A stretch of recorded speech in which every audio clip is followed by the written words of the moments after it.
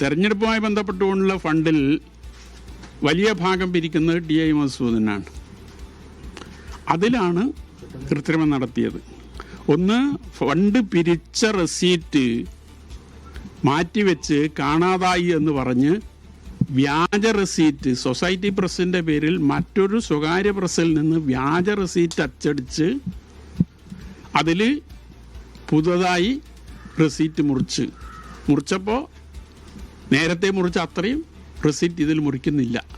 ഈ ടി.ഐ. മധുസൂദനെതിരെ താങ്കൾ നിരന്തരമായി പരാതി പറഞ്ഞിട്ട് എന്തുകൊണ്ട് പാർട്ടി സംരക്ഷിക്കുന്നു? ടി.ഐ. മധുസൂദനെതിരെ ഞാൻ നിരന്തരമായി പരാതി പറഞ്ഞിട്ടേ ഇല്ല.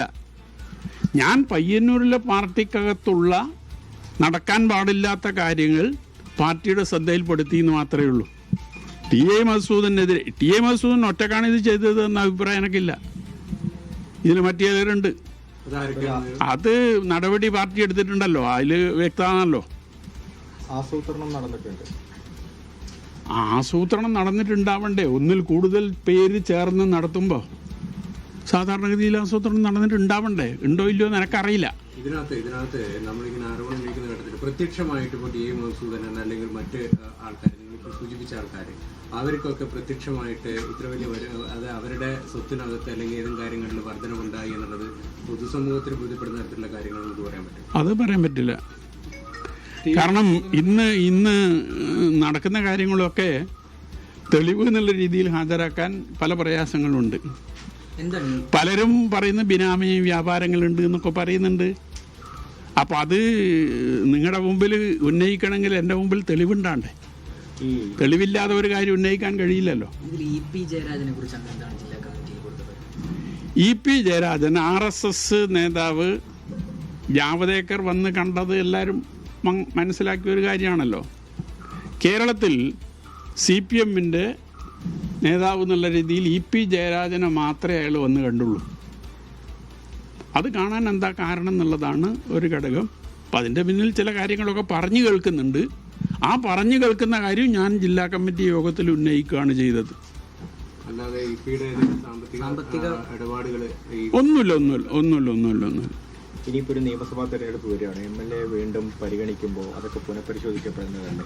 അത് പാർട്ടി തീരുമാനിക്കേണ്ട കാര്യമാണ്. സ്ഥാനാർത്ഥി നിർണയം സംബന്ധിച്ച ഒരു ആലോചനയും പാർട്ടി നടത്തിയിട്ടില്ല. അതൊക്കെ പാർട്ടി ചർച്ച ചെയ്ത് തീരുമാനിക്കേണ്ട കാര്യമാണ്. സ്വാഭാവികമായിട്ടും ഒരു പാർട്ടി നടപടിയെ എന്തായാലും താങ്കൾക്ക് മുന്നിൽ ഉണ്ടാവും തന്നെ ഞാൻ പ്രതീക്ഷിക്കുന്നത്. ഒരു ഭയമുണ്ടോ? ഒരു ഭയവുമില്ല. സാധാരണ ഭയക്കണമെന്ന് പലരും എന്നോട് പറയുന്നുണ്ട്. അതെന്തുകൊണ്ടാണ് പാർട്ടിയെ ഭയക്കണം എന്നല്ല, ഇങ്ങനെ ഒരു തുറന്നു പറച്ചിൽ ചില ആക്രമണത്തിനോ മറ്റൊക്കെ ചിലപ്പോൾ പ്രേരിപ്പിച്ചേക്കാം എന്ന് ചിലർ പറയുന്നുണ്ട്. എനിക്കതുമായി ബന്ധപ്പെട്ടുകൊണ്ടൊരു ഭയവുമില്ല. അതറിയില്ല. പയ്യന്നൂരിന്റെ ജനകീയ MLA എന്നാണ് നമ്മുടെ ടി.ഐ. മധുസൂദനെ പറയാം. അപ്പം ആ ജനകീയ MLAയുടെ മുഖമാണോ ഇന്ന് അദ്ദേഹം തുറന്നു കാണിച്ചത്? അത് ഏത് MLA ആയാലും വിശേഷിപ്പിക്കുന്നത് അങ്ങനെയാണ്. പയ്യന്നൂരിൻ്റെ ജനകീയ MLA എന്നുള്ളതാണ്. കഴിഞ്ഞ ഫണ്ട് വിവാദം നടക്കുമ്പോൾ പയ്യന്നൂർ നെറ്റ്വർക്ക് ചാനലിന് ഒരു അഭിമുഖം ടി.ഐ. മധുസൂദൻ തന്നിരുന്നു. അതിൽ അയാൾ പറഞ്ഞൊരു കാര്യമുണ്ട്. പയ്യന്നൂർ ഏരിയ കമ്മിറ്റിയിൽ എനിക്ക് ശത്രുക്കളുണ്ട്.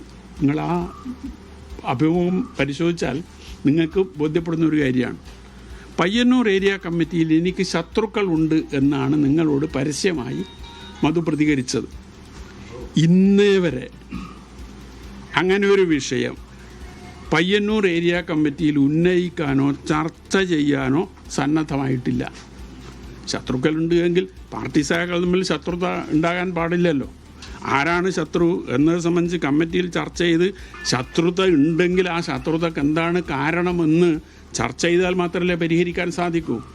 നിങ്ങളുടെ അഭിമുഖത്തിൽ പറഞ്ഞതല്ലാതെ ഇന്നേ വരെ അത് ഏരിയ കമ്മിറ്റിയിൽ ഉന്നയിച്ച് ചർച്ച ചെയ്യാൻ സഖാവ് തയ്യാറായിട്ടില്ല.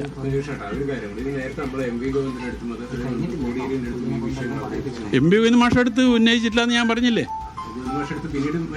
അല്ല, ഞാൻ എന്നെ പാർട്ടിക്ക് വേണ്ടതെന്നുള്ള ഒറ്റ ചോദ്യം ഗോവിന്ദ മാഷോട് ഞാൻ ചോദിച്ചു. അത് ഞാൻ ഇതിൽ ഏഷ്യാനെറ്റിൽ കൊടുത്ത അതിൽ പറഞ്ഞിട്ടുണ്ട്. പിണറായി അടുത്ത് ഞാൻ പറഞ്ഞിട്ടില്ല. പക്ഷെ പിണറായിക്ക് അതറിയാം. പിണറായിക്ക് അറിയാമെന്നതിന് എൻ്റെ മുമ്പിൽ തെളിവുണ്ട്. അത് ഞാൻ പറയുന്നില്ല.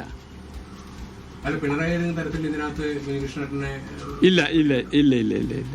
അദ്ദേഹം അറിഞ്ഞിട്ടും അതിൽ അദ്ദേഹത്തിൻ്റെതായ ഒരു ഇടപെടൽ നടത്തിയിട്ടില്ല എന്നുള്ളതാണോ? അദ്ദേഹത്തിന് ചെയ്യാലോ, അദ്ദേഹം അല്ല, സാധാരണഗതിയിൽ പാർട്ടി സെക്രട്ടറി ആണല്ലോ കൈകാര്യം ചെയ്യേണ്ടത്. എല്ലാ നേതാക്കന്മാരും കയറി ഇടപെടുന്ന ഒരു രീതി ഈ പാർട്ടിക്കകത്തില്ലല്ലോ. പാർട്ടി സെക്രട്ടറിയും പാർട്ടി കമ്മിറ്റിയും കൈകാര്യം ചെയ്യുക എന്നുള്ളതാണ് ഈ പാർട്ടിയുടെ ഒരു രീതി. ഇത്തരം വിഷയങ്ങൾ പാർട്ടി വേദികളിൽ പറഞ്ഞ് പാർട്ടിയെ തിരുത്തിക്കുക എന്നുള്ളതല്ലേ സാധാരണ പാർട്ടിയുടെ കീഴ്വഴക്കം? അതല്ല ഇത്രയും വർഷം ചെയ്തത്.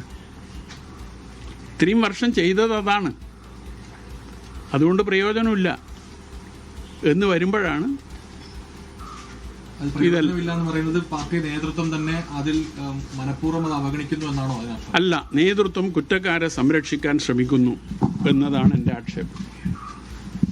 തെറ്റ് ചെയ്തവരെ സംരക്ഷിക്കാൻ നേതൃത്വം ശ്രമിക്കുന്നു എന്നതാണ് എൻ്റെ ആക്ഷേപം. അങ്ങനെ ശ്രമിക്കണമെങ്കിൽ നേതൃത്വത്തിൽ ആരെങ്കിലും പങ്കുണ്ടാവും? അതെനിക്കറിയില്ല. ഒരു കമ്മിറ്റിക്ക് പുറത്തുള്ള ആൾക്കാരുടെ ഒരു താല്പര്യം കൂടി ഇതിനകത്ത് ഉണ്ടാവണമെങ്കിൽ അവർക്ക് എന്തെങ്കിലും ഇതിനകത്ത് ഇൻവോൾവ്? അതെനിക്കറിയില്ല. അറിയാത്ത കാര്യം ഞാനങ്ങനെ പറയല്. എനിക്കറിയില്ല അങ്ങനെ ഒരു കാര്യം ഉണ്ടോ എന്നുള്ളത്. അതിനുശേഷം ഇവിടെ ഏരിയ സെക്രട്ടറി ആയിട്ട് നിങ്ങളെ വിഷയങ്ങൾ നടന്നതിന് ശേഷം ഏരിയ സെക്രട്ടറി ആയിട്ട് ടി വി രാജേഷ് വന്നിരുന്നു. ആ, ടി വി രാജേഷിന്റെ അതെന്നെ സെക്രട്ടറി സ്ഥാനത്ത് നിന്ന് മാറ്റി ടി വി രാജേഷിനെ സെക്രട്ടറി ആയി കൊണ്ടുവന്നത്. ടി വി രാജേഷിന്റെ ഒരു ഇടപെടൽ എങ്ങനെയായിരുന്നു? ടി വി രാജേഷിനെ കൊണ്ടുവരാൻ ജില്ലാ നേതൃത്വം പറഞ്ഞ കാരണം കൂടുതൽ ഐക്യമുണ്ടാക്കാൻ എന്നതാണ്. പക്ഷേ ടി വി രാജേഷ് പോകുമ്പോൾ പയ്യന്നൂർ പാർട്ടിയിൽ കൂടുതൽ ഐക്യമുണ്ടാക്കി എന്ന അഭിപ്രായം എനക്കടക്കം ആർക്കുമില്ല. ടി വി രാജേഷ് ഉൾപ്പെടുന്ന 2 അംഗ അന്വേഷണ സമിതിയെ ഈ കാര്യങ്ങളൊക്കെ അന്വേഷിക്കാൻ വേണ്ടി പാർട്ടി നിയോഗിച്ചിരുന്നുണ്ട്. എന്നിട്ട് എന്തായിരുന്നു അന്വേഷണ സംഘത്തിന്റെ കണ്ടെത്തൽ? അത് ഞാൻ നേരത്തെ പറഞ്ഞു. പാർട്ടിയുടെ ഒരു കാശും നഷ്ടപ്പെട്ടിട്ടില്ല. വ്യക്തിപരമായി ഒരാളും ഒരു കാശും എടുത്തിട്ടുമില്ല. ഇതായിരുന്നു ആ കമ്മീഷന്റെ നിഗമനം. അത് അംഗീകരിക്കാൻ താങ്കളെ പോലുള്ള ഇല്ല. കാരണം ഈ 3 കണക്കും ഞാൻ കൃത്യമായി പരിശോധിച്ച ആളാണ്. ഞാൻ എൻ്റെ ഔദ്യോഗിക ജീവിതത്തിൽ നിരവധി വർഷക്കാലം ഇൻറ്റേർണൽ ഓഡിറ്ററായി വർക്ക് ചെയ്തിട്ട് ഒരാൾ കൂടിയാണ്. പയ്യന്നൂർ റൂറൽ ബാങ്കിൽ 37 കൊല്ലം ജോലി ചെയ്ത ഒരാളാണ് ഞാൻ. അവിടെ സീനിയർ ക്ലാർക്ക് തസ്തികയിലേക്ക് പ്രൊമോഷൻ കിട്ടിയത് മുതൽ ഏതാണ്ട് അവസാന കാലം വരെ, അതിന് കുറച്ച് മുമ്പ് വരെ വിവിധ തസ്തികകളിൽ ജോലി ചെയ്യുമ്പോഴും ഞാൻ ഇൻറ്റേർണൽ ഓഡിറ്റർ ജോലിയാണ് ചെയ്തത് ആ സ്ഥാപനത്തിൽ. പലരുടെ പേരിൽ നടപടി എടുക്കേണ്ടി വന്നിട്ടുണ്ട്. അപ്പോൾ ഇത് ജനങ്ങളിൽ നിന്ന് ഫണ്ട് സമാഹരിച്ച് പ്രവർത്തിക്കുന്ന ഒരു പാർട്ടി ആ ഫണ്ടിൽ കൃത്രിമം നടത്തുക എന്ന് പറഞ്ഞാൽ ഒരു തരത്തിലും എനിക്ക് അംഗീകരിക്കാൻ സാധിക്കുന്ന ഒരു കാര്യമല്ല. ഈ കാര്യങ്ങളൊക്കെ ചൂണ്ടിക്കാണിക്കുന്ന സമയത്ത് ഏതെങ്കിലും രീതിയിൽ താങ്കളെ പൂഷിക്കാൻ ആരെങ്കിലും പാർട്ടിക്കുള്ളിൽ നിന്നുകൊണ്ട് ശ്രമിക്കുന്നുണ്ടോ?